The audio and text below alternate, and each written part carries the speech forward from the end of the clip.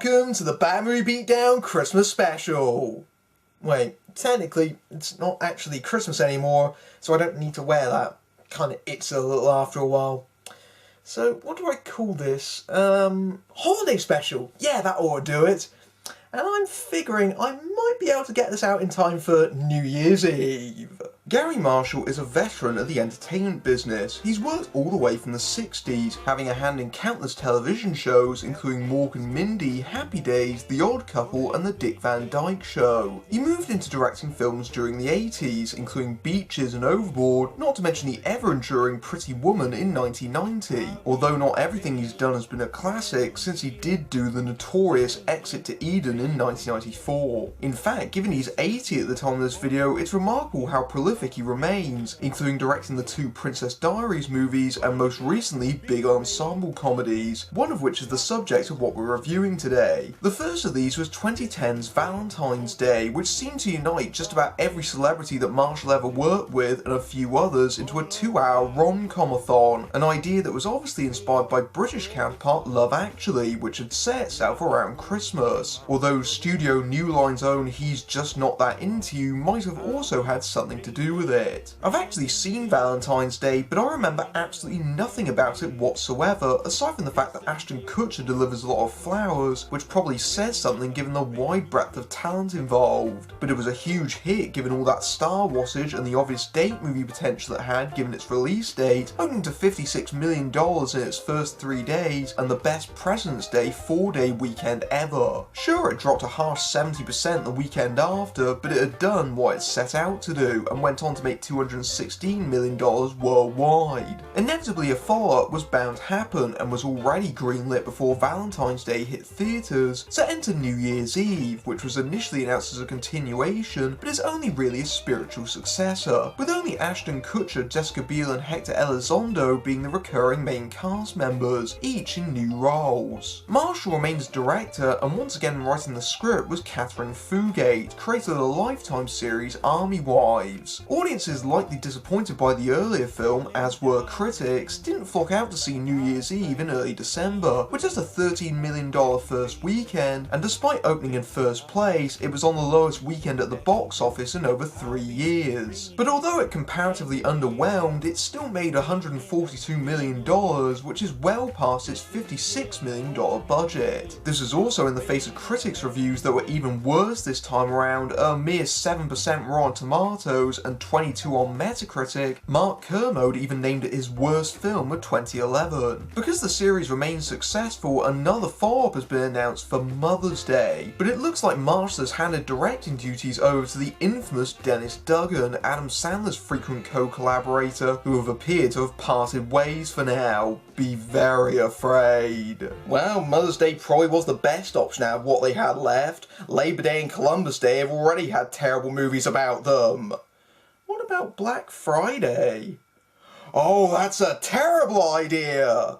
For now, let's stick with not celebrating New Year's Eve. The movie starts out as it means to go on, as a gigantic promotional video for New York City. Presiding over the festivities this time, literally and figuratively, is Claire, played by Hilary Swank. Have you ever wondered what it's like to be the person in charge of the Times Square ball drop? No? But it's totally the toughest job in the world, especially if it's your first time, like Claire here. It's a good thing she has a faithful black man to confide in, like Officer Brandon, played by Chris Ludacris Bridges. Watching Ludacris's performance in this film is like watching a study of what happens to a person's face as they increasingly realise that yes, they are the token black guy. Although really I don't know what she has to complain about. Her job basically requires her to spend her time manufacturing whimsy, be it making sure that confetti is dropped in a way that is somehow deemed magical, or making sure the portaloos are delivered so people can take a dump, and her biggest difficulty is her own fear of heights. Yes, really, she's in charge of the ball drop and she can barely make it up a flight of stairs.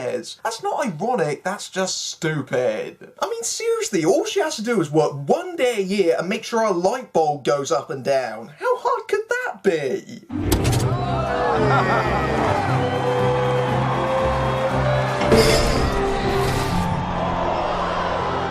Uh-oh. Oh. Well, that wasn't predictable. Elsewhere, there's Ingrid, played by Michelle Pfeiffer, in a performance that roughly approximates her turn as Selena Kyle in Batman Returns if no one pushed her out of a top-story window.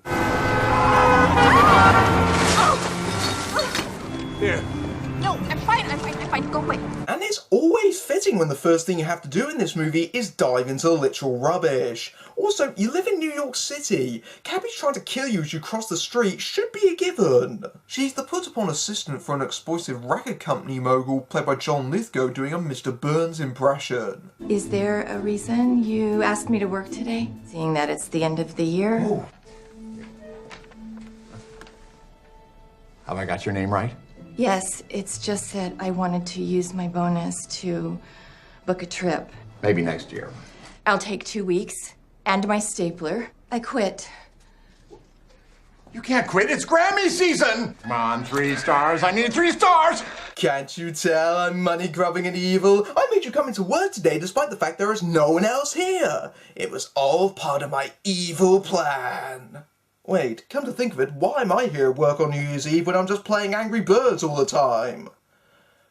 I haven't really thought this through. So having quit her job, she calls up Courier Paul, played by Zac Efron, who also worked in the building, and gives him a sizable task. I bought you for the day. Bought me for the day, huh? Yeah. My New Year's resolutions. I just took care of the first one. You quit your job? If you can make the rest of these come true by midnight, you get these. Well, okay, put these down. Don't flash those around. Everybody can see them. You called the right guy. I'm in. Let me see number 2. What is it? Go to Bali?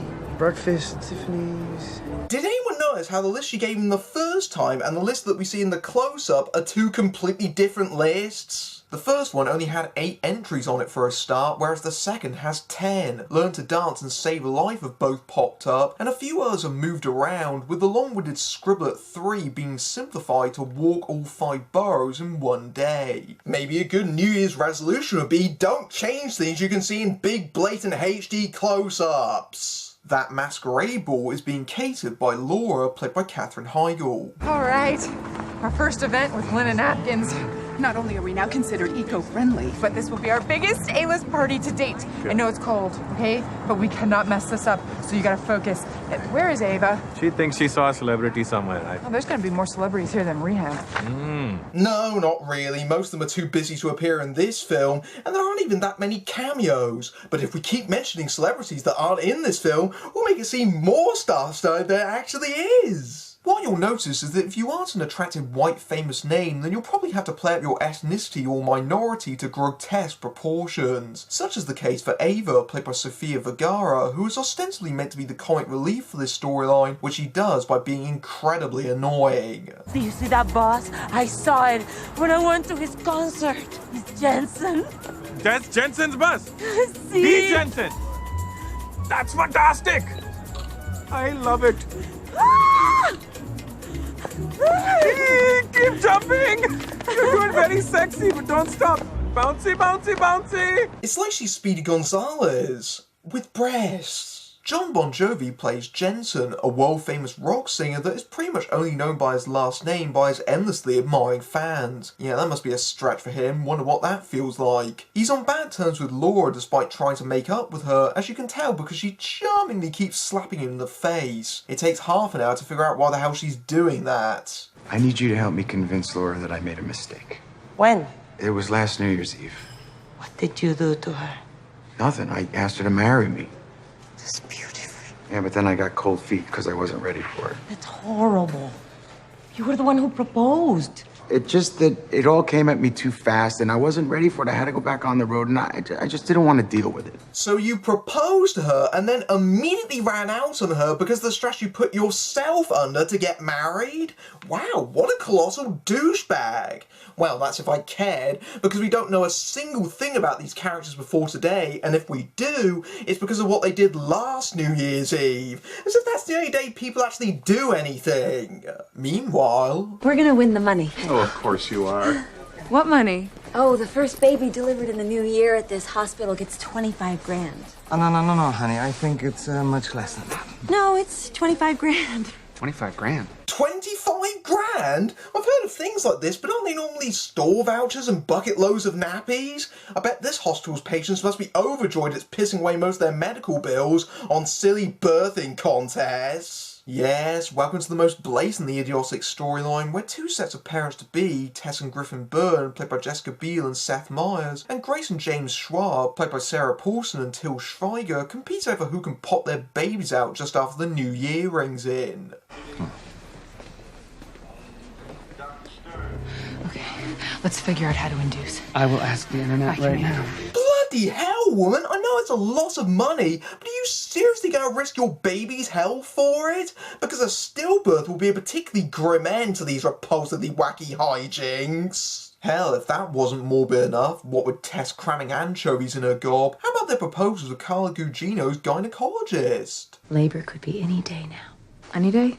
Don't worry, I know you want to have a very natural childbirth. No epidural, no Pitocin. Well, you know what? We were actually just kind of wondering if we could schedule a C-section. Just, can I get this show on the road? Am I right? Yeah. Griff, right? I think we were both thinking that maybe tonight could work better. If we could do tonight, that would be great. Mm-hmm. Let me be clear.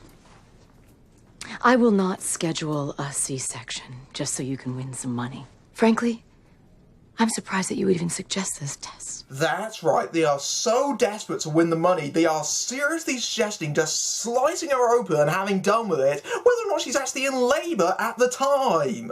These are bad people. They don't need the money. They need their kid taken away from them if this is what they're going to be like as parents. Speaking of parenting, stroppy teenager Halle, played by Abigail Breslin, really wants to go to Times Square so she can snog this bundle of hair gel, but not if her mother Kim, played by Sarah Jessica Parker, a Radio City musical costume designer, has anything to do with it. There's this guy in my history class, his name is Seth, and I've been hoping, I have this sick dream that we'll get to hang out at midnight. And then, of course, I'll come right home. Honey, I'm sorry. I'm not comfortable allowing you to stay in Times Square at night alone. Period. End of discussion. Got it. Sorry.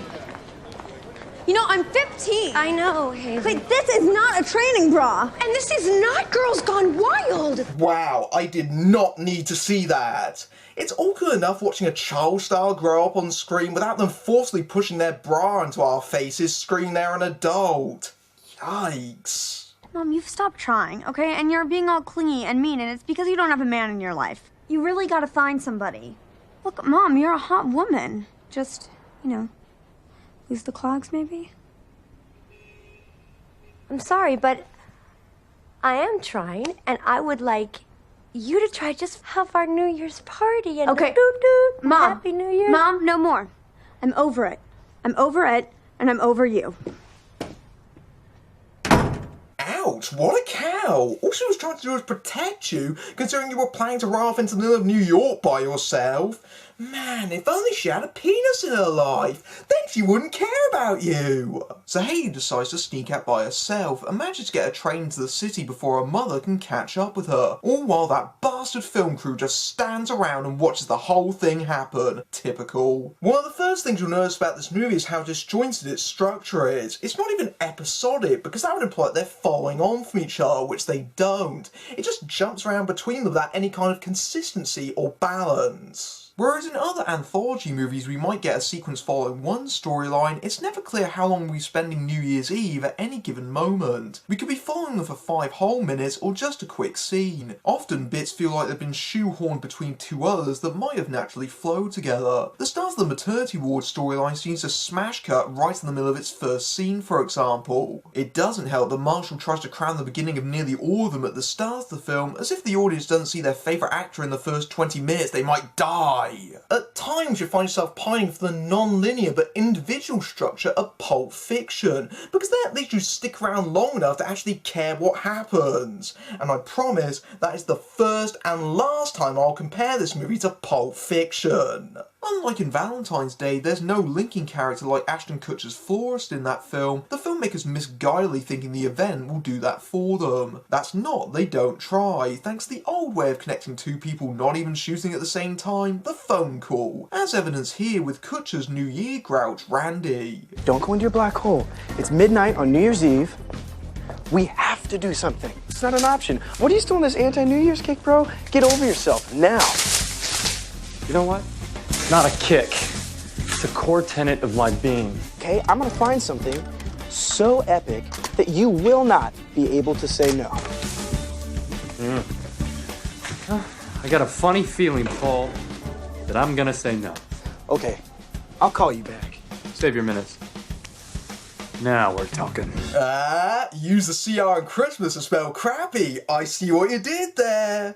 Also, these two characters not only never share a scene together, they don't even talk to each other again. I guess Paul did decide to save those minutes. Leah Michelle plays a neighbour, Elise, who runs into the lift and thanks to a technical fault ends up being stuck with someone who you wouldn't want to be trapped in a lift with. Played by someone who you wouldn't want to be trapped in a lift with. You grew up in suburban fill in the blank. You went to la-di-da liberal arts school. You didn't have enough drive to get a real job. And then you grew half a beard and moved to Manhattan on your grandmother's inheritance. And you know, my guess is that this whole hatred for New Year's comes from just some boring as hell prom queen who broke your heart on New Year's Eve in high school. So, what? Am I close? Suburban Maryland. And it was in college when she broke it. So he hates New Year's Eve because a girlfriend broke up with him on that day, what, like close to a decade ago? Looks like there's one self-centered loungewear-clad tosser that needs to seriously grow up.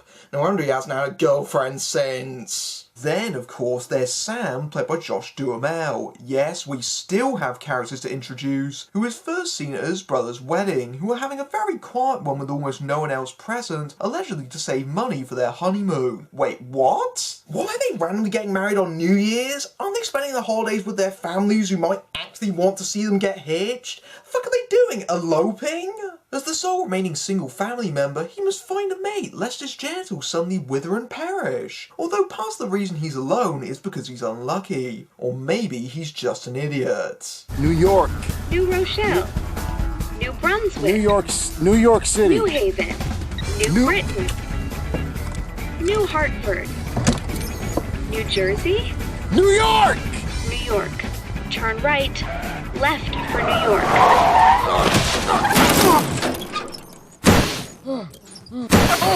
You see, most people normally set their sat-nav to their destination before they start driving, for this exact reason!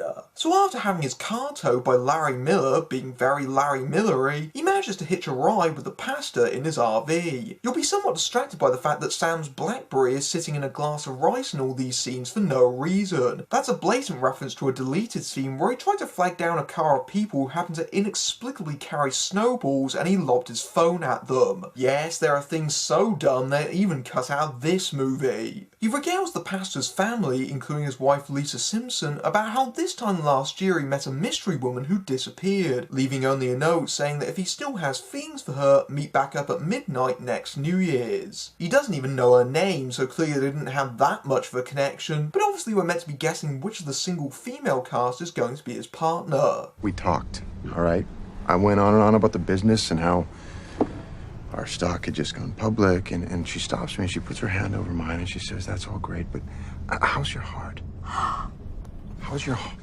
Who says that? Yeah, who does say things like that? It's like I have a horrendously written rom-com. You went out for a slice of pizza, and you may have run into the one. I mean, you know what that is? Insanity? Not insanity.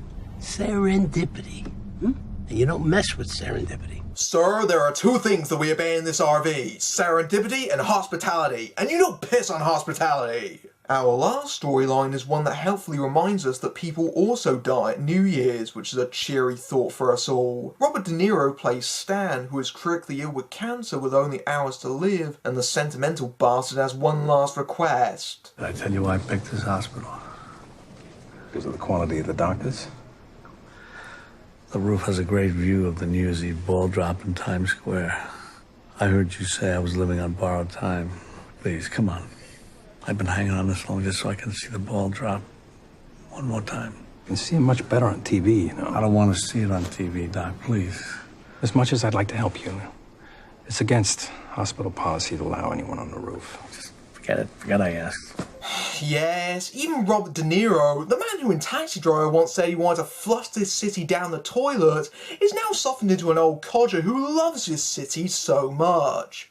Ladies and gentlemen, in the back of the seat in front of you, you'll find your sick bag. Dr. Cary Elwes leaves the film to do bare things with his New Year's, like maybe sawing his own foot off, leaving nurse Amy, played by Halle, to deal with him. For all the grim seriousness of the storyline, I actually found it to be the most unintentionally funny because the outrageous and unearned juxtaposition between all the elements around it, especially once you realise this is taking place in the same hospital as the maternity ward storyline. Every time they cut to Niro, it's like, yeah, still dying. I mean, doesn't this fit this movie's tone? Happy, happy, happy, death! With the ball stopped, Claire has to make a big speech to try and add a little sparkle to a technical balls up. As you all can see, the ball has stopped halfway to its perch. It's suspended there to remind us before we pop the champagne and celebrate the new year to stop and reflect on the year that has gone by. So when that ball drops at midnight, and it will drop, let's remember to be nice to each other. Not just tonight, but all year long. Sorry, I forgot my sick bag. Can we get this fixed as soon as possible, please? Preferably so we don't have to listen to any more of this treacle masquerading as profundity. In fact, this is such a serious situation that the head of the Times Square Alliance is here, Mr. Buellerton. Wait, did someone say Bueller? Yep, it's an uncredited Matthew Broderick. You spoke eloquently about the ball getting stuck. You assuaged everyone's fears. Thank you, sir. Except mine. Oh, of course. Now, I like assuasion, but I don't think you realize what's at stake here. Oh, I do, sir. You're about to let down the city of New York, the country, the whole world, unless you get that ball fixed. The whole world stops if a giant light bulb doesn't go down in Times Square.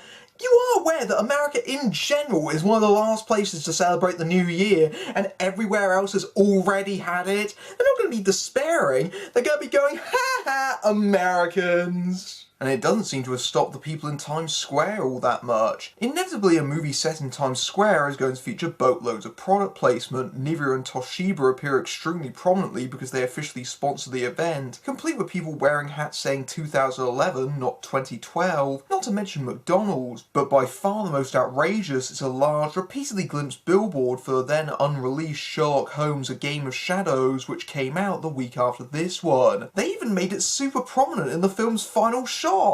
Can you believe that? Some poor guy spent hours digitally adding an advert for another Warner Brothers movie inside the Warner Brothers movie we are currently watching. Everything about this movie is crassly commercial. Meanwhile, Ingrid and Paul's resolution tour is well underway. Some of them are simple enough. Breakfast at Tiffany's, take a boat taxi to get no traffic, and save a life. That happens to be a promotional slogan for the pet adoption service, by the way. Because nothing says sincerity like integrating an advert into the plot of your mass-marketed product. Speaking of which, that trip to Bali requires some shortcutting. Ingrid Withers. Go to Bali. It's Bali. It's Brooklyn. It's a spa. Because why go to Bali and absorb its culture when you could just go to a theme spa? That's exactly the same thing, right? I mean, who needs to travel anywhere when you could just buy the experience? Needless to say, there are countless other cheats, like travelling around the world or walking across 5 boroughs in one day. Sadly, Michelle Pfeiffer does not take the opportunity to play Godzilla. Yo, Randy, I know you said you didn't want to come out tonight, dude, but listen. I made a deal with this lady for 4 tickets to Ahern's VIP party. I don't know what her deal is, man. She's just like a couple sandwiches short of a picnic. You know, like a little bit pathetic in a cute way. I don't want to do this anymore. What? What are you talking about? I'm pathetic. Dude. Hey man, did I mention I have no internal monologue whatsoever? I know, it causes so many forced and artificial conflicts. Wait, aren't you stuck in a lift with no reception whatsoever? This is a surprisingly detailed voicemail message. And whilst we're on the subject of phone calls... Hey, sis. Have you heard from Hayley? Oh, calm down. What, is she AWOL? Yes. It's New Year's Eve. She's a teenager. She's just being her mother's daughter. Whoa, hold up. Zac Efron and Sarah Jessica Parker are brother and sister? There's a 22-year age difference between them. Surely him being Abigail Breslin's older brother made much more sense. Paul tells Kim where Haley is, and in exchange, he calls in a favour so they can go back to not talking to each other for the rest of the film. This allows him to do Ingrid's 9th resolution, which is the vague be amazed, by swinging her around the Radio City stage. What the hell kind of resolution is that anyway? Or trying to travel in a taxi with no traffic? This isn't a list of resolutions, it's an insane fancy wish list. Next year, I resolve to feel an emotion. Concurrently, the maternity ward storyline goes on endlessly being stupid, with Tess still finding a way to induce. Eventually, nature does indeed take its course and her water breaks. Well, they claim it does, because it may well be the cleanest and non-existent one ever put to film. Although that's minor compared to Biel's belly, which is so fake it might as well be a cushion under her top, just like when she pushes down on it like one. Oh, and would you look at that? It turns out Grace has gone into labour at the same time too, so this moronic contest is back on again. Oh, don't you show your head to me, young lady. Not yet. Papa will tell you when it's time, okay? Oh, please don't yell at my vagina. Oh, I never will. It's amazing. She really listens to James. She just crawled right back up in there. To be fair, that's probably not the first time he's had to orally coax something up his wife's nether regions. He's just never had to do that quite so publicly. Well, the nurses will take you to your rooms. Gentlemen, to your corners. And ladies, may the best vajayjay win. No one wins in a vagina war. Not the audience, not the parents, and especially not the vaginas. Elsewhere, Jensen performs at the masquerade party, which apparently Elise, his backing singer, can telepathically sense in the lift, although Jensen's performance is clearly intended for a certain someone. Have a little faith. Have a little faith in me. Have a little faith. Have a little faith in me. Have a little faith. Have you noticed this song fits our situation? Although it really doesn't, cause it's kinda generic. Despite him being a douchebag, Randy and Elise have managed to spark up a connection in the lift, possibly because no one's had to pee in the corner yet and decide to throw their own party. But as it looks like they're about to kiss, it naturally gets fixed, robbing them of their moment but freeing them. Hey! Surprise! It's a Belushi! So Elise leaves to join Jensen's concert at Times Square, but oh no, she's left her bracelet behind! That's as good an arbitrary excuse to follow her as any! He arrives at the stage just as she does and gives her the kiss they missed in the lift. Ah, isn't that sweet? And after she inevitably breaks up with him, he can go back to hating New Year's Eve, thus completing the circle of life. Jensen arrives soon after, where Claire gives him some relationship advice. Oh, and you should probably sing your damn song, sir, which he does with a rendition of Can't Turn You Loose, which really makes me wish I was watching the Blues Brothers right now. It's a literal showstopper! As in, these songs stop the movie cold and make it feel like it's going on for an eternity. Indeed, everyone is now starting to converge on Times Square, as Haley looks for her friends and Kim for her, and Paul delivers Ingrid, having fulfilled her list, with her giving him the tickets. Also, the solution to Claire's problems arrive in the form of engineer Kaminsky, played by Marshall trademark Hector Elizondo, who is the only man for the job, and his sole gag is that he's Russian. After a while, Kaminsky manages to fix the ball, although the film unfortunately robs us of the sight of Elizondo hanging onto the large testicle for dear life for the rest of the night. Mr. Kaminsky? Yes. As a reward for 37 years of service before being temporarily relieved of your duties, I officially hereby leave you in charge. What took so long? Thank you. Biggest moments of her career, first time she's in charge of the ball drop, the only night she has to work a year. Ah, screw it, I can leave it to someone else. All throughout the film, Claire's been dropping hints that she's got an important date to attend. Sam has finally arrived in New York and attends the masquerade ball, but despite countless admiring females, seriously, this guy's dateless? He remembers his lost love and goes after her. But you were deceived, because these two are not going to meet each other. If you thought the Resolutions tour was an endless stream of grand gestures, then prepare yourself for the ending, because they might as well have called this Grand Gestures the movie, and all the implausibility that comes with it. Claire is actually going to visit her father Stan in hospital, proving that someone does indeed care about him. Man, you can tell this is the important storyline when it has 3 Academy Award winners in it, which makes what happens next all the more ludicrous. As Amy ends her shift, Claire takes Stan in a wheelchair up to the roof to watch the ball drop. This disturbs Nurse Alyssa Milano. Mr. Harris isn't in his bed. I know. So should I look for him? I just let a guess kidnap one of our patients perform his dying wish. If I say it's okay, there's no malpractice going on. Amy herself has gone off to have a video chat with her boyfriend, who is a soldier in the Middle East, played by Common, so we can both eliminate her as a mystery date and have a ham-fisted salute to the troops worked in. She's only tearful because she might have to look for a new job in the morning. Speaking of jobs, whilst Laura's eating her feelings backstage at the masquerade ball in a horribly unflattering glittery rubber dress thing, Jensen arrives again to make amends. I'm canceling the tour. Why? Because of you. I'm never gonna leave you again. Ever. The best decision I ever made was asking you to marry me, and the worst decision I ever made was sprinting. I plan to make it up to you as long as it takes. You do realize that it could be an awfully long time before I choose to forgive you. I mean, we could be old and gray before I choose to forgive you. I'll wait. I'm gonna stop being rich and famous and give up my entire career for you. We may not have any chemistry together, but if I bow to your every whim, it'll be just fine. I see no way how this could end in disaster. Mayor Michael Bloomberg kicks off the ball drop, and swiftly 2011 moves into 2012 as several plot lines come together for smooching. Paul swings back in to give Ingrid a kiss at midnight, as that was her last resolution, and Halle ends up seeing one of her friends snatch a kiss from hair gel, so she rushes into her mother's arms. Wait! If you're here, who's at Times Square? And Jensen consummates his relationship with Laura by completely shirking his professional responsibilities and let his unknown backing singer take his place.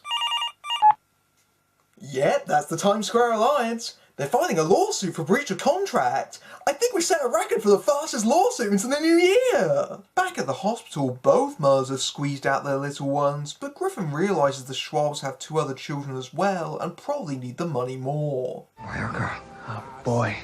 Boy. Girl. 3rd one. Exactly at 12:04. And yours was when?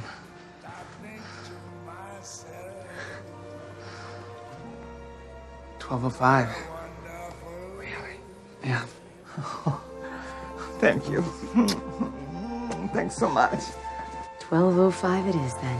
I like the look on Tessa's face when she realises she's won and how heartbroken she is when her husband lies about it. Truly, that has a face that says, I put all this effort into pushing out this thing and now we don't even get the money? You bastard! Elsewhere, Claire is sad because her father has died completely off screen. But it's okay, she can cheer herself up by looking at the newborns in the maternity ward. She's totally over it now. The abruptness of his passing is hilarious. What, do you have a heart attack when the ball hit the bottom? Did she just leave him to freeze to death on the roof? He was still alive the last time we saw him. If they didn't want to show him dying, maybe not make it seem so unintentionally callous. At Ellen's Stardust Diner, Kim and Hayley talk out their issues, and Hayley's friends come in to invite her to go to an after party at the Hard Rock, which Kim allows because she's got somewhere else to go. But Hayley still needs to confront Grease Lightning over here about that kiss. All right, look, I'm telling you the truth, all right? She grabbed me and she totally stole it from me. Oh, she stole it. Oh, okay, yeah, that makes just perfect sense. Well, look, I was just watching the ball drop and then...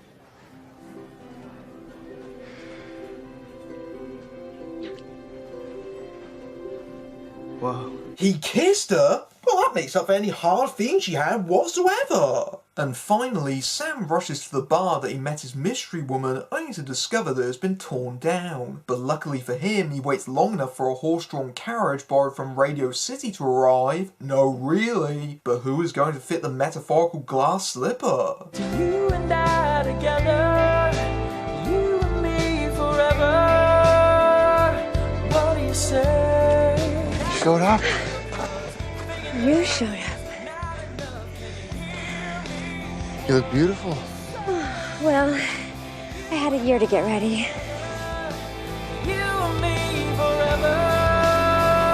Really? It's Sarah Jessica Parker? This is almost as bad as casting as Zac Efron's sister. They don't even seem remotely plausible as a couple. Did they literally just go, oh, don't know who to put in this slot, so let's just put Sarah Jessica Parker in there? Twice, no less? In the early parts of the credits, the cast dance away during the masquerade ball, which is intercut with various on-set pranks, including the filmmakers plugging their own earlier movie, and bloopers. Mostly the actor flubbing and saying shit kind, although a surprising number come from that serious hospital storyline.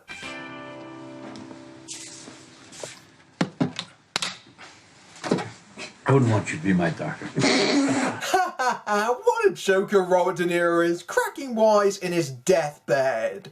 It's clear no one was taking New Year's Eve all that seriously. You know what I see when I watch New Year's Eve? A triumph of scheduling. They managed to get a load of name actors for a couple of days to shoot some small roles as a favour, and they probably didn't cast a second glance after. Certainly that's the only real positive of the rest of the film, which features 8 different stories of varying degrees of silly or just plain dumb, about a number of characters whose sole personality is who exactly is playing them and the audience's history with them. In that regard, it's like reading a gossip magazine with just as much substance and authenticity. It constantly makes speeches about the power of love and New Year's, but the manufactured nature of the whole project means it rings completely false, and by the 5th time someone does an impassioned monologue, it's downright nauseating. Let's make a resolution that we can all follow. How about we try to watch less bad movies next year, and we can start with New Year's Eve. I'm Matthew Buck, beating down bad movies everywhere and wishing you a happy holidays. I love when it's all too much.